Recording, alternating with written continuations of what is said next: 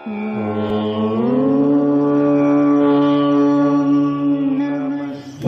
श्री गुरुभ्यो नमः। श्री परमात्मने नमः। श्री कामेश्वरी कामेश्वराभ्यां नमः। वंदे वंदारु मंदारं वृंदावन विनोदिनं वृंदावन कलानाथं पुरुषोत्तमद्भुतम्। ओम श्री पुरुषोत्तमाय नमः। ओम श्री गुरुभ्यो नमः। श्री परमात्मने नमः। श्री कामेश्वरी कामेश्वराभ्यां नमः।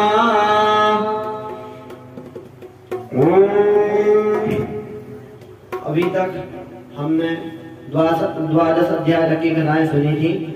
उसमें पांडवों की कथा सुनी थी कि पांडव और द्रौपदी जब पुरुषोत्तम मास का व्रत करती है तो उनको किस प्रकार से उनका राज्य को प्राप्त होता है। आज हम त्रयोदश अध्याय की कथा सुनने जा रहे हैं, जहाँ पे राजा धनबा के बारे में बताया जाएगा। दृढ़ धनबा, उसके बारे में बताया जाएगा।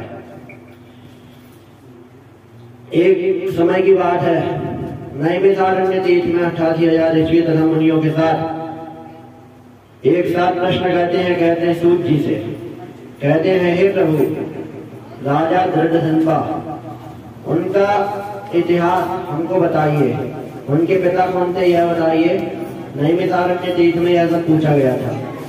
वहां पे सूत जी महाराज बोलते हैं, इसी प्रकार नारद जी के द्वारा पूछे जाने पर नारायण भगवान ने जो बताया था हम आपको वही बताने जा रहे हैं। हमने अपने गुरुदेव से जो श्रवण किया, जितनी शक्ति थी हमारी श्रवण करने की, जितना हमने श्रवण किया आज हम अपना आपको बताने जा रहे हैं। राजा दृढ़ धनबा के पिता का नाम था चित्रधर्मा। वह उनका एक पुत्र था। वह सत्यवादी, तेजस्वी, प्रतापी तथा धार्मिक समस्त गुणों से युक्त था। उनका नाम राजा दृढ़ धनबा था। वह अपने पिता की आज्ञा को सिरोधार करके गुरु देव के पास गए थे। वहां पे उन्होंने अध्ययन किया। जैसे कि अपन को किसी ने कुछ बोला और उसको ध्यान में 2 साल पहले बोला था और उसको अगर अपन को कोई याद दिलाएगा तो अपन को याद आएगा कि नहीं आएगा। तो अपन को अगर याद आ गया तो उसको विस्मृति कहेंगे। उसी प्रकार राजा दृढ़ धनबा जो थे, उनके गुरुदेव उनको अगर एक बार कोई मंत्र पढ़ा दिए तो उनको याद हो जाता था। वहां पे राजा दृढ़ धनबा समस्त 4 वेदों का अध्ययन करके, पुराणों का, शास्त्रों का अध्ययन करके, नीति शास्त्रों का अध्ययन कर वह अपने पिता के पास वापस आ गए। उनके पिता को प्रसन्न कर वह राजा दृढ़ धनबा फिर एक वन में गए। वहां पर लकड़ियां काट रहे थे। उसी समय उनके पिता ने उनको बुलाया और उनसे कहने लगे, हे पुत्र, अभी तक हमने इस राज्य को संभाला है और इसके बाद अब हमको मतलब हमारा शरीर जो है बूढ़ा हो चुका है। हमको अब यहाँ से छोड़कर भगवान के चरणों में जाना है। हम भगवान की तपस्या करेंगे, सेवा करेंगे, जो हमसे बनेगा सो करेंगे। उसके बाद राजा दृढ़ धनबा कहने लगे, हे पिताश्री, अब कौन देखेगा तुम? कहने लगे, पुत्र, तुम मेरे पुत्र हो, तुम ही देखोगे, और कौन देखेगा। राजा दृढ़ धनबा वहां पर राज्य करने लगे। समस्त प्रजा उनसे खुश थी। उनके पिता चित्रधर्मा तपस्या कर रहे थे। तपस्या करते करते उनकी मृत्यु हो गई। वह वैकुंठ लोक में वास करने लगे।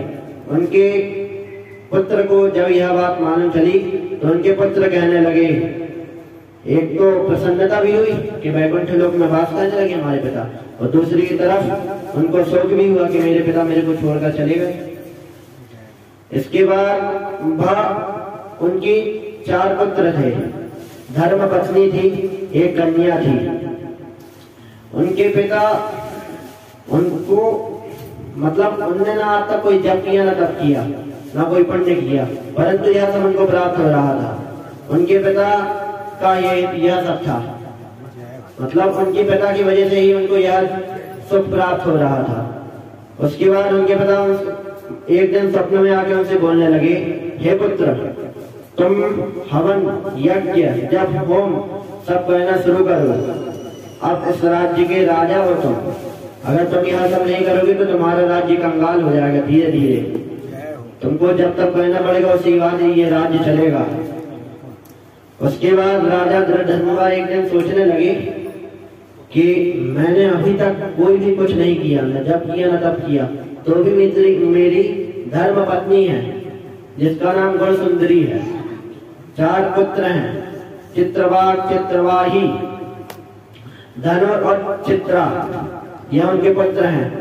कन्या उनकी एक सुंदर है, उनकी एक कन्या थी, उसका नाम गुणसुंदरी था।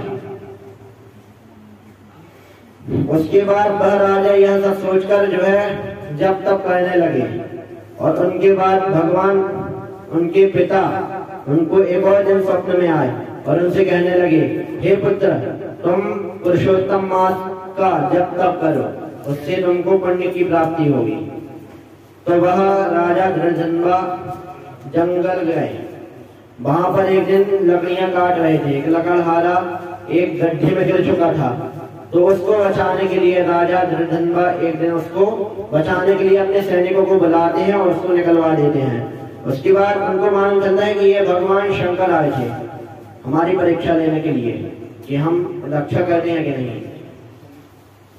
इसके बाद वह राजा धृतराष्ट्र 2 महीने बाद पुरुषोत्तम मास आने वाला था, तो पुरुषोत्तम मास में भगवान पुरुषोत्तम का व्रत आदि करते हैं और उसके बाद उनकी जो प्रजा है वह उनसे और भी प्रसन्न होती है। उनके पुत्र 4 वेद 6-7 श्रद्धारा पुराण उन्होंने भी पढ़े हैं, और उसके बाद वह जो है नीति शास्त्र में निपुण है। राजा धृतराष्ट्र कहने लगे कि अब मैं क्या करूं, मेरा भी काम हो चुका है, अब मेरे को भी जाना चाहिए।